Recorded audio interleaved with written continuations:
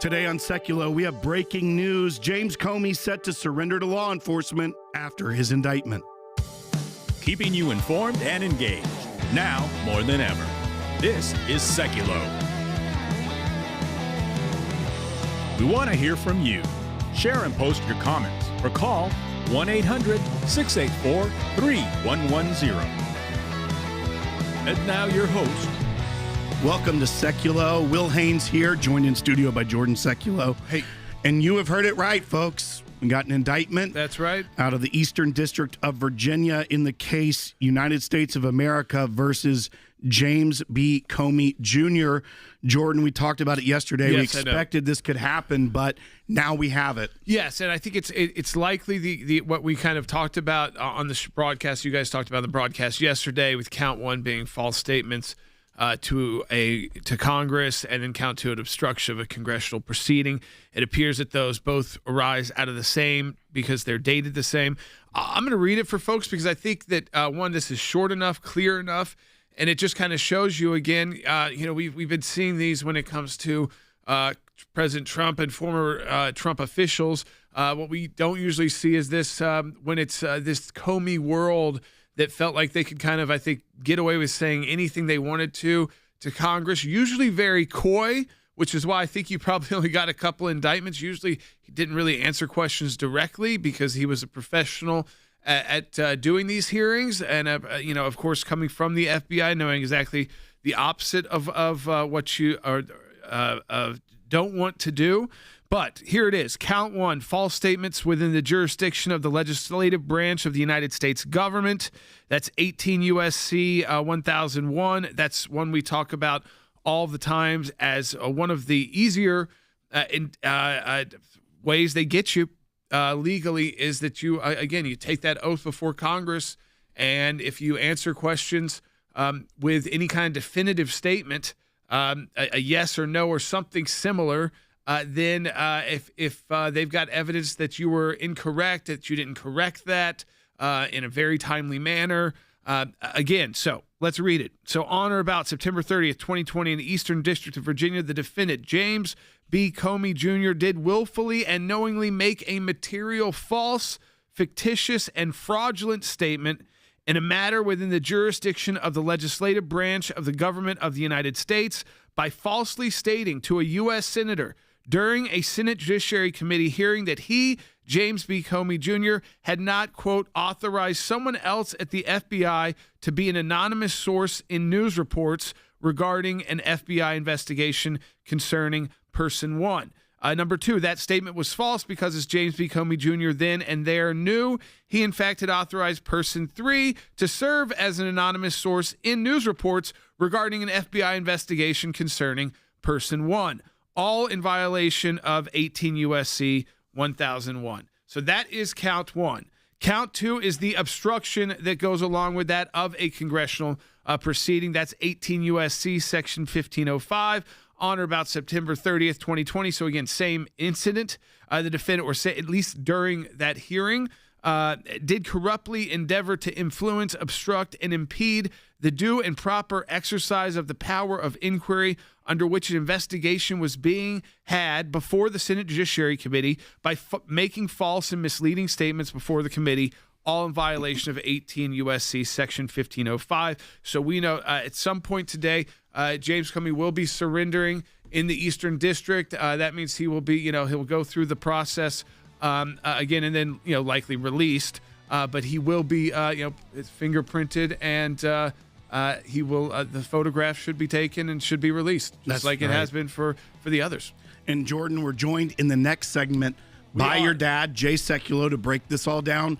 He was on yesterday talking about what may be coming. Now we know. He'll be joining us to talk all through that. I want you to know what's coming will be an honest assessment, because I think a lot of people probably have questions out there knowing, okay, this guy, we know he's pretty, he knows for the most part, how to not answer and try to get around this. He's gotten around it for so many years. So what's the likelihood here? How serious is this for James Comey? We'll take your questions. 1-800-684-3110. Right back on Sekulow. Share it with your friends and family.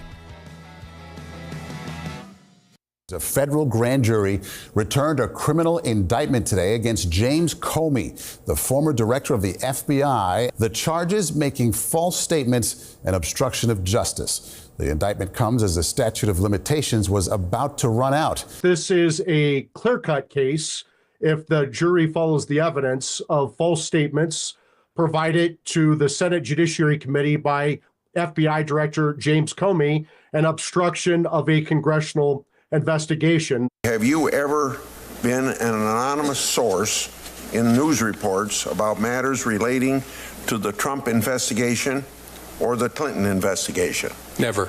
Have you ever authorized someone else at the FBI to be an anonymous source in news reports about the Trump investigation or the Clinton investigation? No. They're just focusing on one statement. And that is, did you get someone else to leak information? That's true or false. And his aide and close associate, McCabe, said that he did order him or authorize him to make such a leak. We also know that Comey later admitted that he called a friend, which I'm presuming is Columbia professor Daniel Richman, to get information to the New York Times and to the media after he was fired. Attorney General Pam Bondi said the indictment reflects her department's commitment to holding those who abuse positions of power accountable for misleading the American people. FBI Director Kash Patel said previous corrupt leadership of his agency weaponized law enforcement. Nowhere was that more blatant, he said, than during the Russiagate hoax, a disgraceful chapter in history we continue to investigate and expose. Nobody's above the law, and James Comey is certainly not above the law, as he just found out tonight.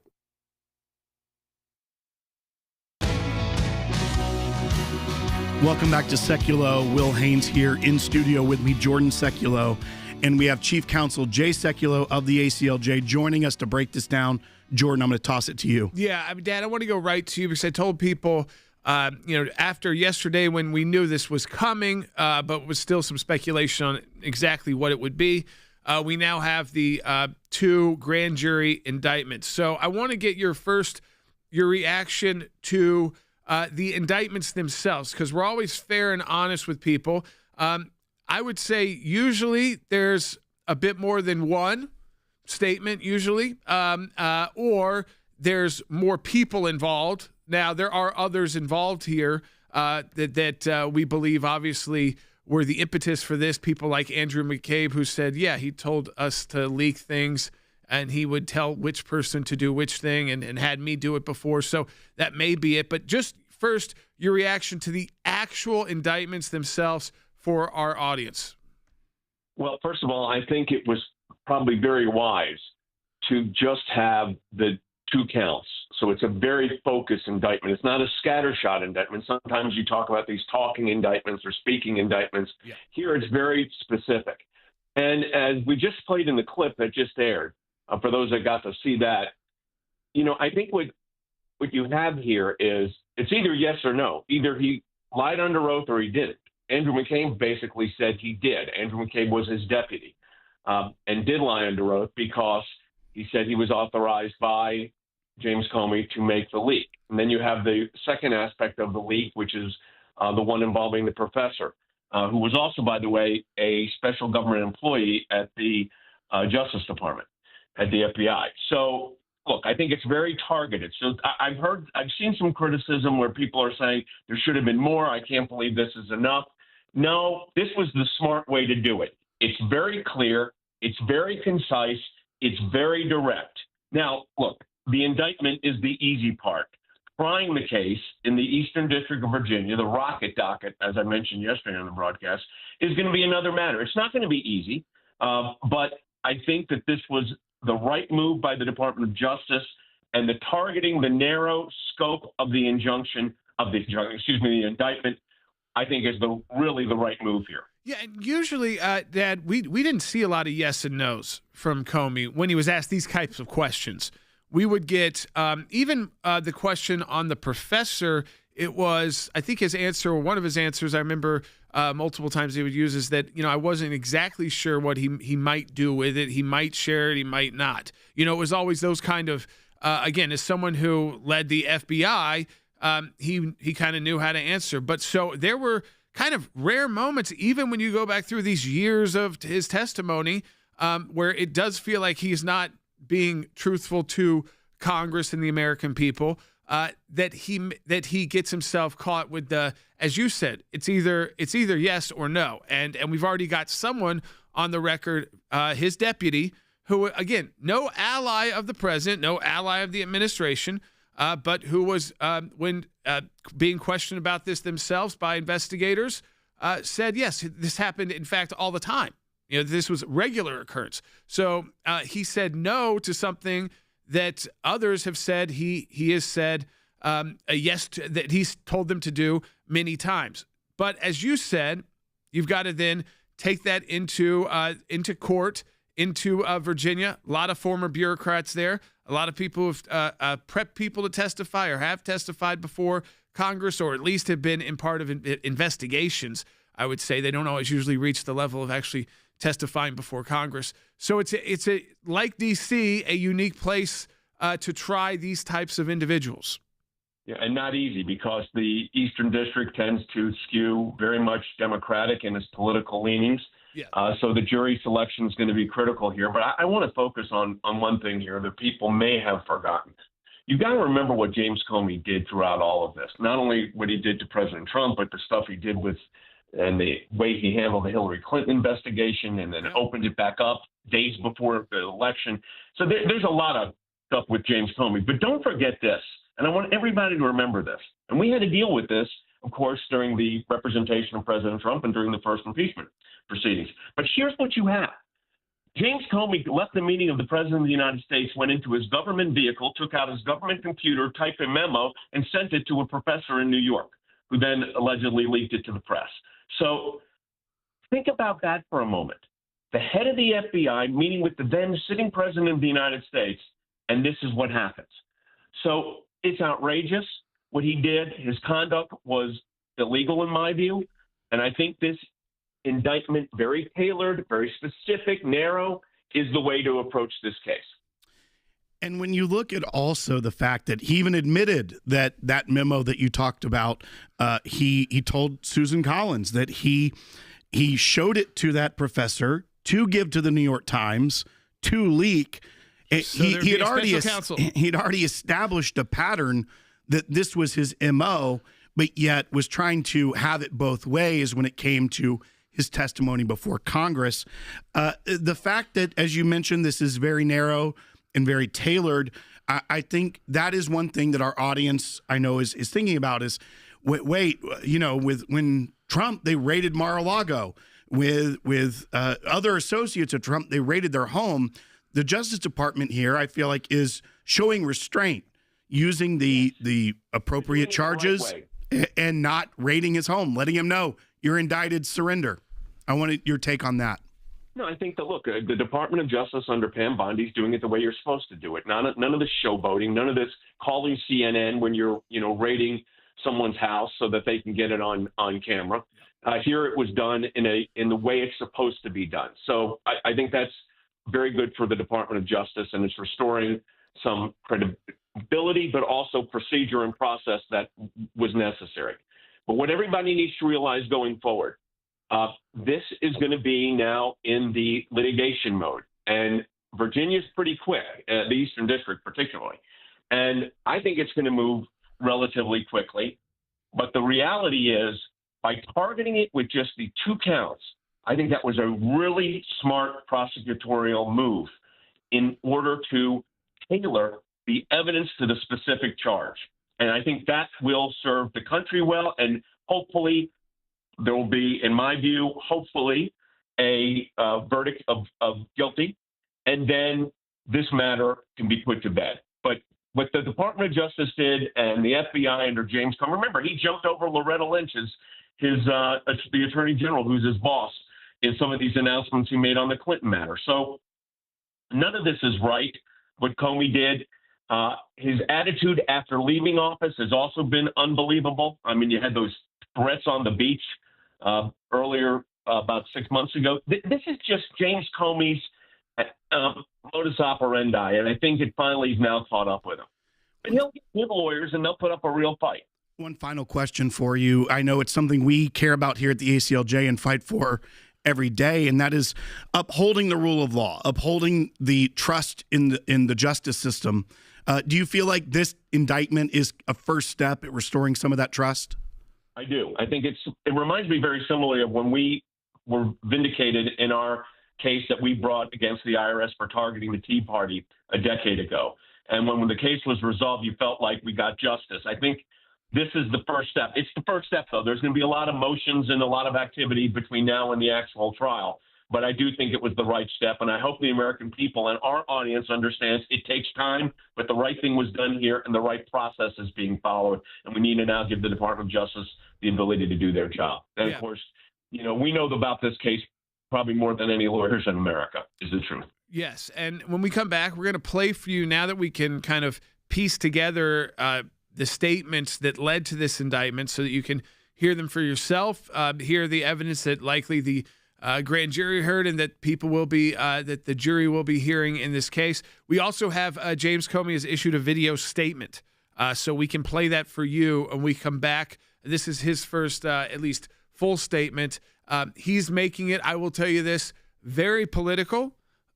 Goes after Donald Trump. I think Donald Trump's name is said within the first sentence. So, I mean, this is, again, you see how he's setting it up already, which is this is just me standing up to Donald Trump. And as my dad reminded everybody, talking about interfering in the election, if you were Hillary Clinton, wouldn't you have fired James Comey too? I think I said it multiple times. The answer would be yes. I mean, the fact that he went against, or didn't inform the Attorney General Loretta Lynch. We'll see if we ever get answers to that. And just, reopen investigation. And ultimately, what was found on that other laptop was the same information, but it was days before. So, this bipartisan in the sense of, that feeling that at that time, we're the FBI, we run the government. You put these politicians in, they come and go, but we're the ones who are really in charge. And while we've gotten used to, maybe just in the last months, of a very different FBI, that has been kind of and of course, the Trump administration was fighting it. This has been kind of the norm.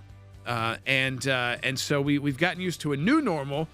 Don't get used to it, too long, because we've got other elections coming up. But you see the difference already. The feel is that it's not an FBI there to try and say, we run the government. We'll take your calls, too. We come back. 1-800-684-3110. Support the work of the ACLJ. Donate today at aclj.org. And it's looking like we have a deal on Gaza. And we'll let you know. Mr. President. I think it's a deal that will get the hostages back. It's going to be a deal that will end the war. We've brought home 207 of these hostages, but 48 still remain in the dungeons of Gaza. 20 of them are alive. These are the names of the 20 living hostages. Matan Angrest, Gali and Zerv Berman, brothers. Elkanah Buchbot, Rom Braslavsky, Nimrod Cohen, Ariel and David Cunyo, another pair of brothers. Guy Gilboa Dalal, Evyatar David, Maxim Herkin, Eitan Horn, Segev Kalfon, Bar Cooperstein, Omri Meran, Eitan Moore, Yosef Chaim Ochana, Alon Ohel, Avinatam Or, and Matan Tsengarker. Now, ladies and gentlemen, I want to do something I've never done before. I want to speak from this forum directly to those hostages through loudspeakers. I've surrounded Gaza with massive loudspeakers connected to this microphone in the hope that our dear hostages will hear my message. Our brave heroes. This is Prime Minister Netanyahu speaking to you live from the United Nations. We have not forgotten you, not even for a second. The people of Israel are with you. We will not falter and we will not rest until we bring all of you home.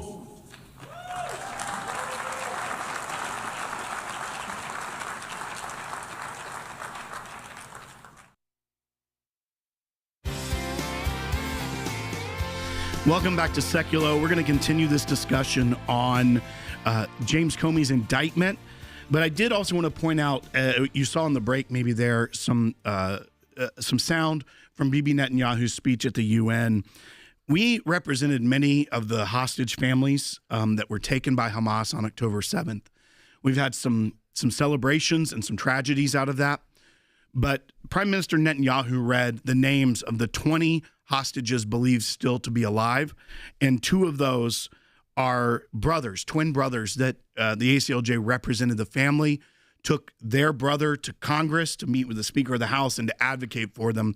So there was some good news this morning that Bibi Netanyahu mentioned that Gail and Ziv Berman are among those still living that were taken hostage by Hamas. We'll talk about a little bit of that more later, but say a prayer for them, their family. Absolutely. And for a resolution to this, that they can be brought home to their family, because we have been advocating for more than 2 years for those, or almost 2 years as we approach October 7th next week. Those of you who saw during the break, but maybe if you're listening at radio, as well as you had President Trump saying they think there's a new deal in place. That's something brand new that wasn't really being discussed much, and it didn't look like there was something on the horizon, actually.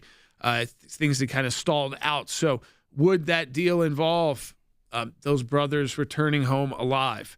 And how wonderful that would be, because Israel has had a lot of criticism of saying, when they started the conflict, to say it will not end until all the hostages are released and returned, that was always going to be a very difficult or maybe impossible standard. And so to say you won't end the conflict on that, and maybe now we're at a point where those remaining living hostages and any other bodies of those who were killed are ultimately returned, and that we can continue on then into getting Gaza kind of figuring out these situations in a way that I think takes some attention off of Israel for a little bit, which would not be a bad thing for the state of Israel right now, because of the ongoing war and just the PR campaign that Israel has had to face. Jordan, let's go ahead and switch back to this James Comey indictment. Let's play this. This is from Instagram that James Comey posted after the announcement of the indictment. This is Bite 6, and then we'll break down what his statement is. Bite 6. My family and I have known for years that there are costs to standing up to Donald Trump, but we couldn't imagine ourselves living any other way. We will not live on our knees, and you shouldn't either. Somebody that I love dearly recently said that fear is the tool of a tyrant, and she's right. But I'm not afraid, and I hope you're not either. I hope instead you are engaged, you are paying attention, and you will vote like your beloved country depends upon it, which it does. My heart is broken for the Department of Justice, but I have great confidence in the federal judicial system, and I'm innocent. So let's have a trial and keep the faith. Okay, Jordan, a lot to break down there with that statement. Yes. But first of all, it can't be lost on anyone where he says, my family and I have known for years that there are costs to standing up to Donald Trump. Boom, right away, politics. What was standing up to Donald Trump to James Comey? Sending spies into the new White House. 2 days, entertaining and weaponizing intelligence that they knew was from the Clinton campaign to go after him. And then leaking his personal notes to try and get a special counsel to undercut the president that fired him because he was undermining his presidency. That's what standing up was to him. Right. That is at best disloyalty. I know he says he has a higher loyalty in his writing career, but at best disloyalty. At worst, constitutionally troubling when it comes to treasonous conspiracy, as Tulsi Gabbard has called it. Yeah, I mean, right away. Listen, Jim Comey was someone who decided to try and make this case that he is FBI director and different, because he even talks about the Department of Justice later. You know what? I was so upset about the Department of Justice and what became of it in some of the Obama years, certainly towards the end of the Obama years, and then especially as James Comey exposed even the worst of it. I mean, there were some things done in the Obama years, the Fast and Furious and others, where Eric Holder was held in contempt of Congress, a big deal. But then you got to James Comey, and it took it a step further. And it said, we are actually going to play politics, and we're going to decide winners and losers, and we're going to have insurance policies. And if a guy's going to come and say, you know what, I think Washington needs a shakeup, just like all these conservatives have been saying for years that we need a shakeup at our Department of Justice, which oversees the FBI directly. And then he goes along in this statement, and he's so his heart is broken over the Department of Justice. The Department of Justice is finally doing its job, which is law enforcement. Its job is not to play politics. Kash Patel had said today, the FBI, the entire investigation was done by career. It was not done by political appointees. By the way, the FBI has a handful. I mean, I think there's 3, 4. It depends on administration to administration, but it's very small. Department of Justice, of course, has more political appointees leading those different departments, but the FBI, who conducts the actual investigation, does not. And on top of that, the idea here that it's a call to vote. Right. This is what I want to ask you about, because he says, I'm not afraid. I hope you're not either. I hope you instead are engaged, you are paying attention, and you will vote like your beloved country depends on it. Here's the only thing I can take from that, because President Trump can't run for another term. Yeah. The midterms, he cares about litigation and blocking funding bills. No, what he's calling for there is another impeachment. Yeah. Why else would voting in this instance matter? It would matter because you could midterm elections and impeaching Trump again, which I have no doubt, as we know that we've already seen impeachment resolutions, but I have no doubt, especially if some of the new leadership that's been discussed, if the Democrats do take control of even just the House of Representatives, that they will impeach, even if it is a loser in the Senate, and they will drag the country through that. They will drag the administration through that. And as someone who's been through that, they will try and distract the administration and Donald Trump from doing their job. I thought they may have learned from the first impeachment that was not the case, that Donald Trump, you know what? First of all, look at what they did to him out of office. This is a guy who could take everybody again and go 3 hours further and 3 hours longer and work that much more. And I don't say that about many people, but I can say that about people I actually have worked with, and he can. And he no doubt showed that as he was sitting through those ridiculous criminal trials in New York. And that is who James Comey is demonizing. A man who has faced the worst of both the federal and local justice systems. Donald Trump. He is the man who has faced the worst of the federal and local justice systems. And you know what he said? I want to come back because I want to fix it so that those Tea Party groups, all of you don't have to fear that they're going to investigate you or do this to you because of your politics. We do this work at the ACLJ with those whistleblowers. Support our work today. Donate right now. ACLJ.org. Donate today, this moment. Israel is under attack. And every day I see ordinary Israelis acting as champions. Not to win medals or glory, but literally fighting for their very right to live, to exist. Being a champion means choosing to do what's right, to do what's hard, no matter the cost. Here in Israel, it can be a dangerous stand to take, but it's essential if the Jewish state is going to survive. As an ACLJ member, you have an opportunity to be a champion too. You can make a difference. You can impact real change and defend life, liberty, religious freedom. While the media and the misinformed march in support of terrorists, even in America, you can stand strong for Israel. By becoming a monthly donor, you can become a champion of life, a champion of liberty, a champion of freedom, a champion for Israel. Become an ACLJ champion. Go to aclj.org champions now.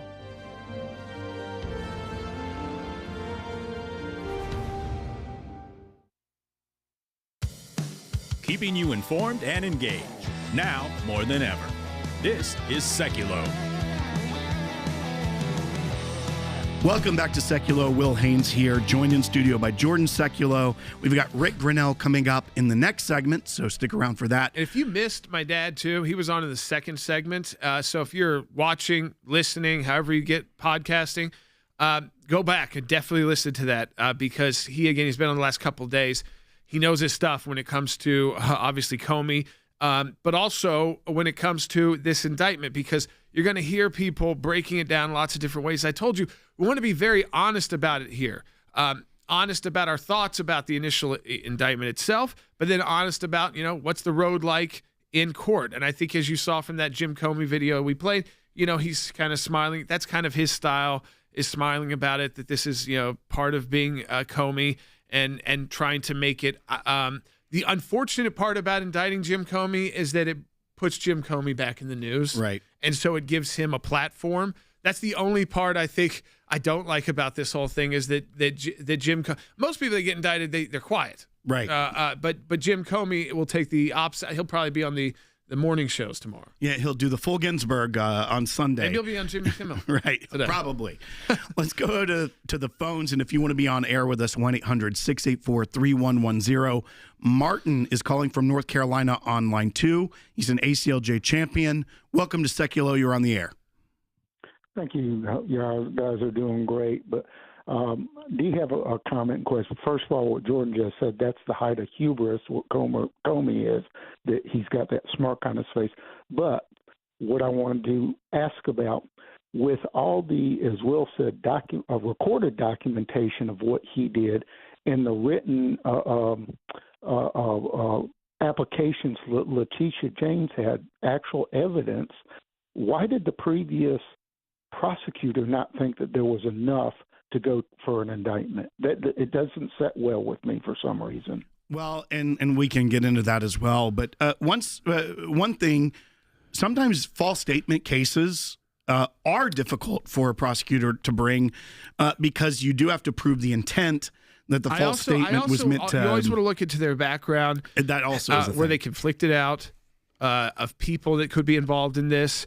Again, we've had a lot of issues, and I think this is a Washington issue, folks, not a Republican-Democrat issue. It's a Washington issue of draining the swamp, right? Of the kind of saying, well, we don't do this to our own, and so I don't feel comfortable doing this. I'm resigning, and again, if you feel like you don't have a case, and you're a prosecutor, and you feel like I'm just not the person to do this, you should step aside. That doesn't mean there may not be a case there. We've had someone new come in, and they believe very quickly, boom, boom. Well, and this speaks to that exactly. So Ken Delanian, who is MSNBC legal analysis, but he put out on X, what I'm hearing from DOJ sources, the Comey indictment is among the worst abuses in DOJ history. Shocking. It's hard to overstate how big a moment this is. So those are people still in the Department of Justice, right? Right. Really, like raiding the home of a former president wasn't one of the biggest abuses. Crossfire Hurricane wasn't one of the biggest abuses. Going after Catholic churches, trying to send spies in there wasn't one of the biggest abuses. All these things that went after the constitutional rights of Americans weren't some of the biggest abuses in DOJ history. That's where their mindset is. So there's still these people within DOJ talking to MSNBC saying it's shocking, hard to overstate how big a moment this is. No, he lied before Congress. Justice is coming. Yes, I mean, it's there's laws on the books on that. You lie before Congress, you can be indicted. And in fact, you will be indicted. And usually that's the case. It's just that oftentimes these individuals hedge every answer they give, and so it's very tough to bring. I think just remember who you're dealing here. You're dealing with Jim Comey. All right, we're going to play more from it when we get back from the break. We're going to take more of your calls at 1-800-684-3110. Rick Grinnell is going to be joining us too. Let's support the work of the ACLJ. We've been battling this out for over a decade. ACLJ.org. Donate today. A federal grand jury returned a criminal indictment today against James Comey, the former director of the FBI. The charges making false statements and obstruction of justice. The indictment comes as the statute of limitations was about to run out. This is a clear-cut case if the jury follows the evidence of false statements provided to the Senate Judiciary Committee by FBI Director James Comey and obstruction of a congressional investigation. Have you ever been an anonymous source in news reports about matters relating to the Trump investigation or the Clinton investigation? Never. Have you ever authorized someone else at the FBI to be an anonymous source in news reports about the Trump investigation or the Clinton investigation? No. They're just focusing on one statement, and that is, did you get someone else to leak information? That's true or false. And his aide and close associate, McCabe, said that he did order him or authorize him to make such a leak. We also know that Comey later admitted that he called a friend, which I'm presuming is Columbia professor Daniel Richman, to get information to the New York Times and to the media after he was fired. Attorney General Pam Bondi said the indictment reflects her department's commitment to holding those who abuse positions of power accountable for misleading the American people. FBI Director Kash Patel said previous corrupt leadership of his agency weaponized law enforcement. Nowhere was that more blatant, he said, than during the Russiagate hoax, a disgraceful chapter in history we continue to investigate and expose. Nobody's above the law, and James Comey is certainly not above the law, as he just found out tonight.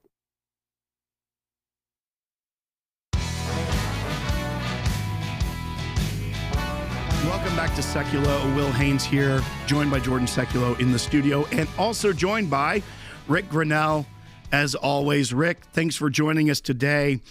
Before we get to the James Comey talk, I have to ask you, you were in the Lion's Den yesterday. I saw you at CBS News. You were in person. It wasn't a remote, but you were talking about the good work of the Kennedy Center. And I will say, they were very respectful. What's changing in big media, Rick? I don't understand it. Well, as you know, CBS has been purchased, right, and there's a new set of owners, and so I think they're reading the room, as we say. But you're right. I mean, I sat there with Gayle King, and she was lovely. She came into the green room beforehand to talk with me, and she couldn't have been nicer. And I thought that they were very respectful, and we had a good back and forth, and they asked tough questions about the Kennedy Center and allowed me to answer. And I think that's, that's what's crazy about today's world, is that some people still believe in critical thinking, to be able to sit, listen, and then lo and behold, find your own opinion and your own belief. And so we gotta get back to that. Hey, Rick, something I wanted to ask you actually with the Kennedy Center was, as someone who lived in D.C. for over a decade and still is there a lot, obviously, with our office there, is that, it felt like for a while, like, again, like those family kind of friendly, the ones I'd want to take my kids to, just weren't there. They might have been in other theaters in Washington, smaller productions, but they weren't at, in our Capitol's premier facility. And now they're coming back and tickets are selling because I think families can go again. It's not just going to be kind of whatever, again, the arts community is interested in, which Kennedy Center has lots of different theaters for different size events. That's fine. But also bringing back some of these, like you said, like Sound of Music and things like that have brought back, and honoring some of the people from the Kennedy Center honors that mainstream America really loves. Look, President Trump's vision was always to make it more accessible and less elitist. And that's exactly what we're doing. I think President Trump was once again ahead of the curve, because the New York Times this past week did this big, huge profile of how Broadway is dying. And when you look at between the ticket price for Broadway, the content that they're pushing, it's just not appealing to the masses anymore. And so they're struggling, but I don't think it's anything more than a supply and demand. You have to supply something that a huge crowd wants if you're going to run a theater. And so what we're trying to do here at the Kennedy Center is, first of all, say everyone is welcome. Two, we're going to have programming that appeals to the common folk so that we can fill seats and not make this place elitist. I don't want people coming into the Kennedy Center who get booed just because they happen to be a Republican. And I certainly don't want it on the other side. I wouldn't want someone walking into a theater who's a hardcore Democrat and getting booed either. What we want to be able to do is sit and watch shows that are inspirational. And there's so many genres of dance, music, spoken word, lecture series, all sorts of different arts genres that can really inspire. And that's what we're going for. That's what President Trump asked us to do. And it's making us get on a better financial path. And as we see so many arts institutions struggling, I think this is going to be the path they need to follow. Yeah, I can't believe the New York Times was shocked that people didn't want to pay $700-800 to get preached at for 3 or 4 hours in New York. But Rick, we got to go to this other issue of the day. James Comey has been indicted by a federal grand jury. It's a lovely man.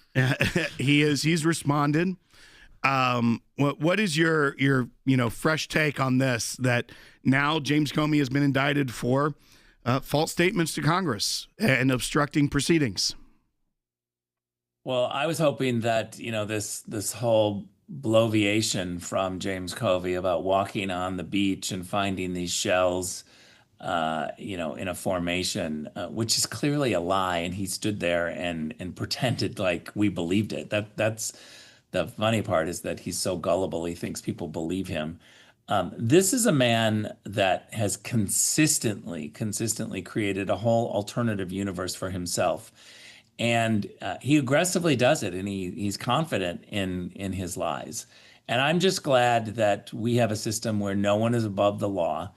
And there are a whole bunch of people who manipulated the public, who lied to Congress, who certainly did some injustices to our system, that need to be held to account. And that doesn't mean that they go straight to prison. It means that we have a trial and the prosecutors put forward their arguments. The defense gets to put forward their arguments.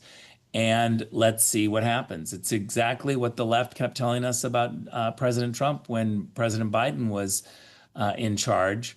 That's all they wanted to see, was the process work. And so here we are. Let's let the process work. Rick, you brought up too how Comey kind of creates this alternative universe, like he did in the video even that he released in his first statement about this. I wouldn't be surprised if he's on, some of those morning shows too, or evening, maybe with Jimmy Kimmel, as I said earlier tonight, because he kind of lives in this own world where he forgets too. And unfortunately, many on the left forget his election interference, you might want to call it, when he reopened the Hillary investigation 3 days before an election, and it ended up being the same information. There was nothing new there, made a big deal of it.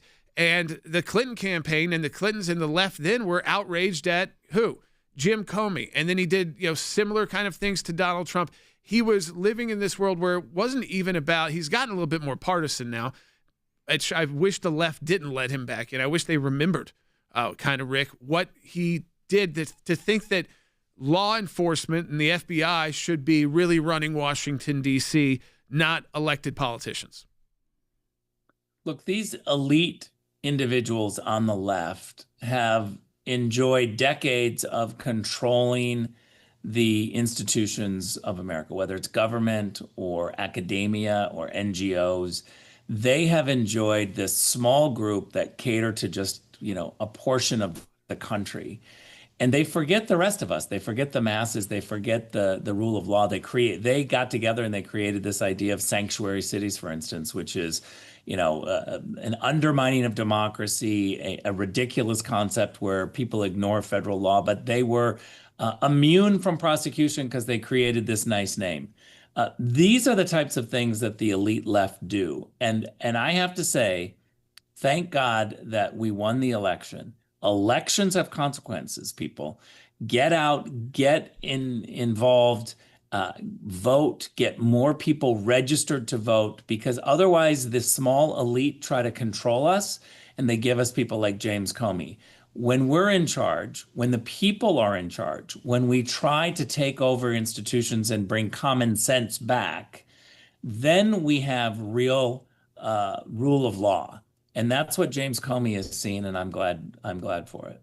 And in James Comey's video, he did say, my family and I have known for years that there are costs to standing up to Donald Trump. We can't let people forget what he thought standing up to Donald Trump was. It was weaponizing intelligence.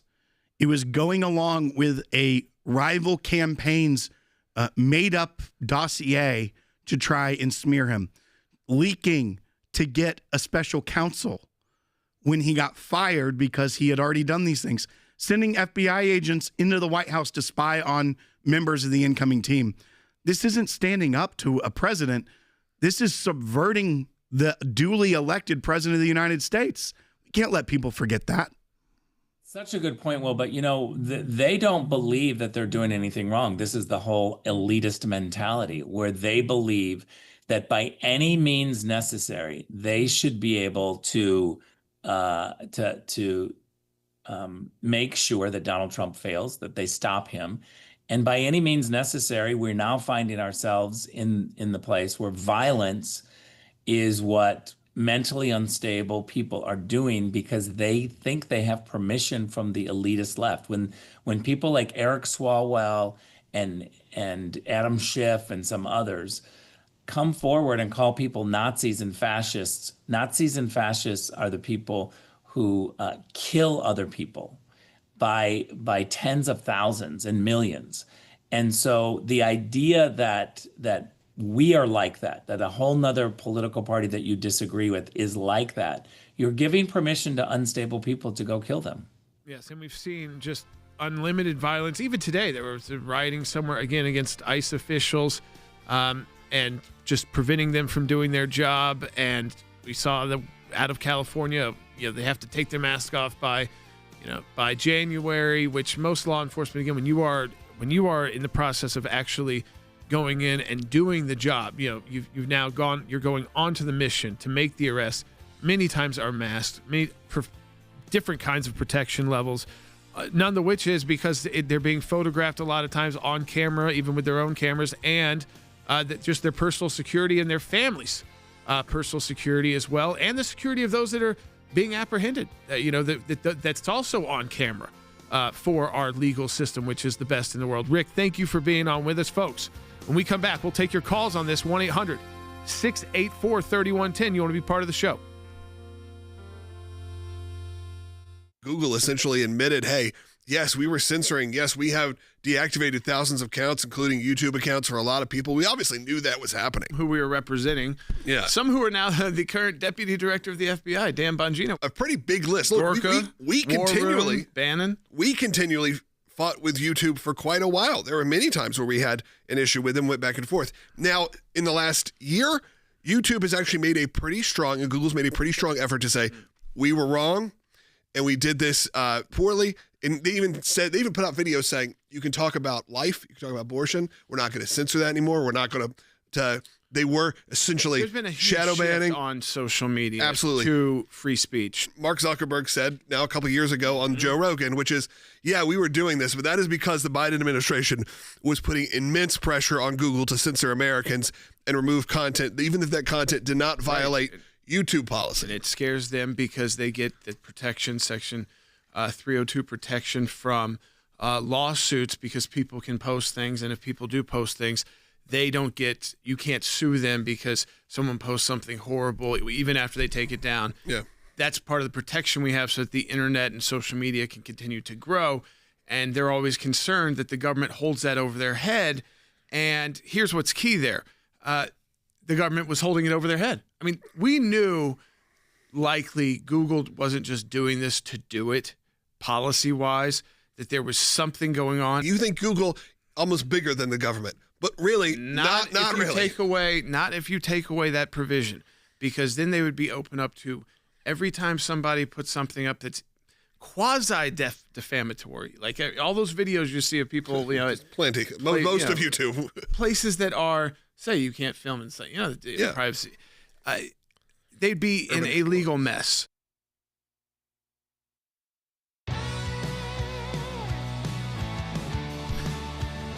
Welcome back to Sekulow. We're going to get right to your phone calls. We're going to go to Bill calling from Wyoming on line 1. Bill, you're on Sekulow. Hi, thanks for taking my call.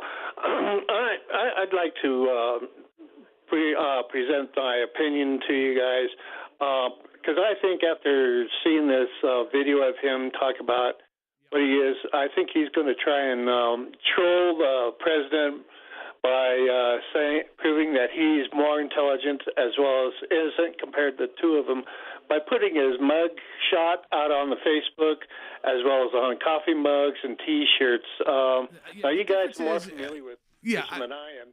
Yeah, I mean, Bill, I think, and I'll get your thoughts on this, Bill. I think the difference is that listen, I have that shirt from Donald Trump. One, because I thought it was historic, and two, hilarious. The former FBI director doing that, yes, he might do things like this because he acts a lot more like a politician, but he's actually more of like a salesman now.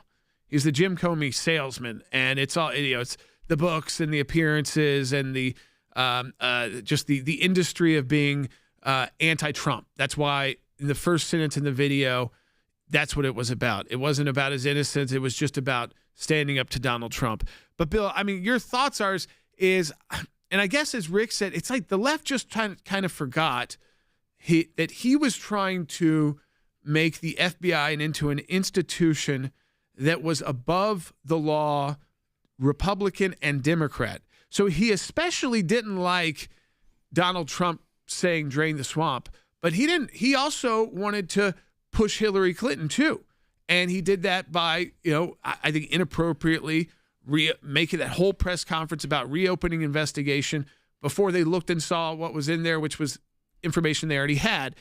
Yet the left just forgets this, Bill. And so I guess I want to go back to you, Bill, and just say, do you think he's still got a big enough constituency? And is it just the Trump derangement syndrome crowd that jumps on? I think my intelligence has grown a little bit more ever since listening to this guy. So I don't think so. And I think people who are really thinking are really going to turn their backs on him as far as I'm concerned. Right. Yeah. That's what I kind of think is Jim Comey, the 86-47. First of all, he's acting a lot more like J. Edgar Hoover, who didn't have the greatest reputation. And the weird part is he's still acting like it when he has zero power. Right, exactly. And I'm not sure how many friends he has left. I'm really honest about that, though. He might have some liberals that say, "Oh, this is horrible," and the press says this is maybe the press because it's a good story. But actual friends inside Washington, do you want to be around Jim Comey? Because even Andrew McCabe, who was a very close deputy of his, totally contradicted him. I don't know what their relationship like is now, but I'm assuming that if he is the person that it sounds like is being, in some of these documents, that he will be called before.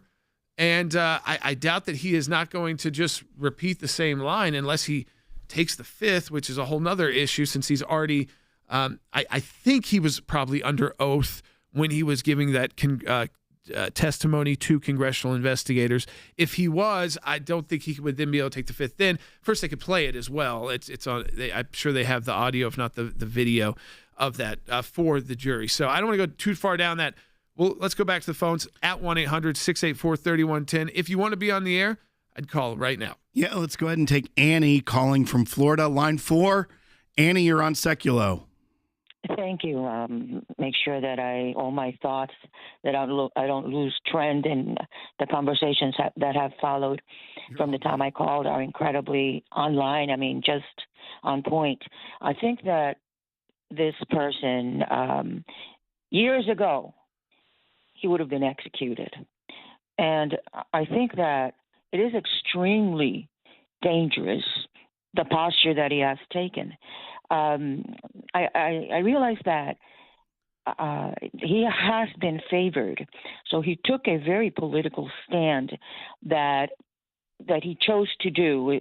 That is not what he should have done under people have said traitor. Yeah, people have used the word traitor. Tulsi Gabbard described what both Jim Comey and John Brennan and James Clapper is a treasonous conspiracy. Yes. The whole cabal. And listen, I mean, we know what the punishments for that can be if proven. in court. Now, that is not what this case is. This case is lying to Congress. So, again, serious. So I don't think we have to jump to these other conclusions. If we have FBI directors lying to Congress, and these were guys who hardly ever answer with yes or no's, but the one time he did, and it might be one of the very few or only times that he really kept doubling down with the yes and no's, is the time that gets them in trouble. And why is that? Because the one time they actually sound like they're trying to be definitive in their answer and honest with the American people, it appears, at least to this grand jury and the Department of Justice, that they lied. If you were to go through James Comey testimony, you would hear a lot of, I don't recall, or that doesn't ring a bell, which are ways to get around definitively answering. Or it's possible someone interpreted what my words is that. I didn't know exactly what the professor might do with the documents. Well, even the professor, the documents that Just the News got with John Solomon, they asked him, did you ever leak classified material that James Comey gave you? And he said, I don't believe I did, but with a discount, which is the most open-ended, like saying, no, but a discount. How much was that discount? 100% off. And the reason why they were answering like that is because they were prepared. Right. They knew ultimately that, listen, when you start playing politics like this, the other side is going to investigate. Ultimately, they're going to get that information. So you couch almost everything you say. That's why so many of those congressional hearings can be so just kind of infuriating for those members of Congress who are just looking for answers from government servants. They are to serve the people. That is why they are there. We pay their salaries to provide a service to the American people. And in the FBI's case, it's to protect us from criminals, from both. And typically their involvement is mostly domestic, but they've seen, of course, kind of an increase into, and I think that's the global economy. Some of that makes sense. It's gotten a little bit more difficult. And I think that's why the position that Rick Rennell and now who's on staff with us and Tulsi Gabbard, who was on staff with us, has now as Director of National Intelligence, is so important, because really all of these agencies play a part in these roles. Like she said, you don't just say Comey because he only does domestic and this. In fact, he was doing Russia and he was doing Ukraine. I mean, it was going through and look at the actual consequences of some of these their politics. War. I mean, you could look to Ukraine and say this certainly could play a role, because we were debating it around and throwing it around to play domestic politics with. And so I think this is why it's a reason why to support the work of the ACLJ, because I don't know of another organization, especially that has got the legal policy, the C4 side with ACLJ Action, the Washington, the international representation, that can have this conversation in 1 hour with you on all of these topics, bring in experts who have lived it, some of us who really lived these, and bring it to you in 1 hour.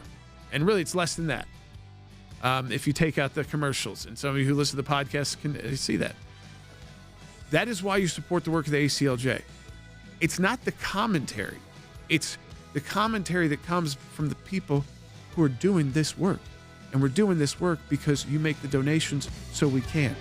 So donate today so our team continues to do the work at aclj.org. In fact, donate right now.